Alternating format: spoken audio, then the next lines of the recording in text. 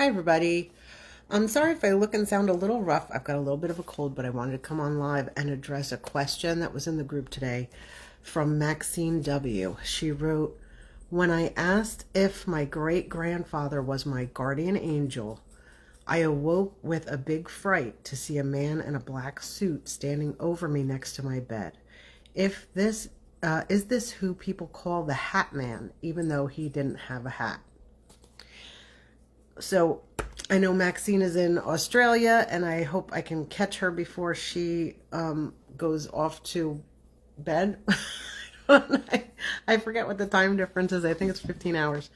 Um, Maybe she's going to work. I don't know. I know she was on a little while ago. So Maxine, I hope you are seeing this. So I don't believe it was the Hat Man that you were seeing. In fact, what I think was going on is that you sent out an energetic invitation to your great-grandfather when you began to think about him. That's the intelligence of the spirit world. They know when we are thinking about them, and particularly when we are sending them thoughts of love and wanting to connect with them, they are very much aware of that. And so my guess would be that the gentleman in the black suit was your great-grandfather in spirit. Now, why would he show up in your bedroom in the wee hours of the morning? Probably because that's when you're most likely to pay attention. The spirit can be a little opportunistic, and they will connect with us when we're most likely to be able to hear them, which is why I often get messages from my spirit guides when I'm in the shower. What can you do?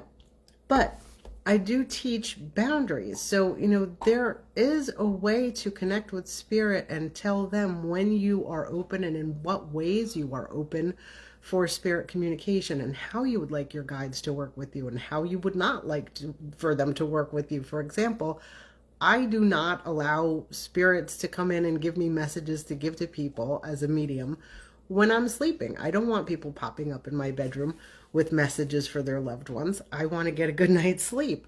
And you have free will. Your energy is your own, your body is your own, and you get to set the rules around that. So that's one of the things that we work on in my mediumship classes and in our mediumship development circle.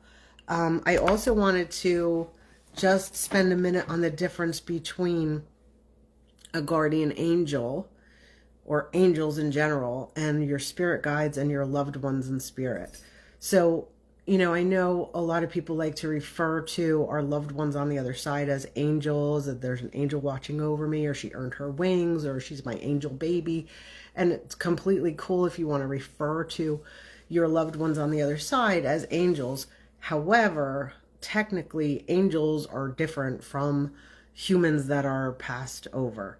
And you can have guides who you've known in life or who've been your ancestors, but you also have spirit guides that are not your loved ones in spirit, that are with you, for example, your master guide, your whole life. And so it's generally not a loved one in spirit, but our loved ones in spirit are available for communication and for guidance, and we can call upon them for guidance.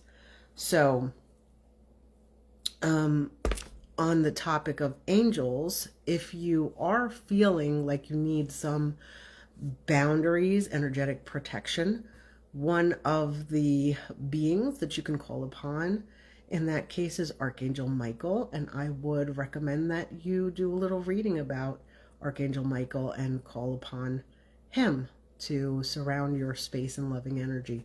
But please don't fear your grandfather. If you've reached out to your great-grandfather and said, I wonder if you're guiding me, and then he pops into your life, that's just a hello. And it's, of course, normal to startle when we're not expecting somebody to pop up in our bedroom.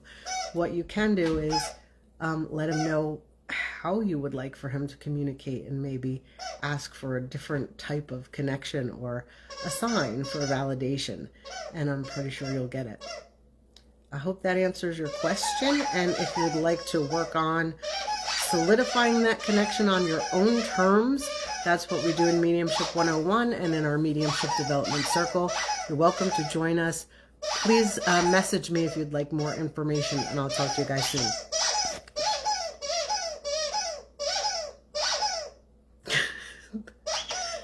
Hi from the dog.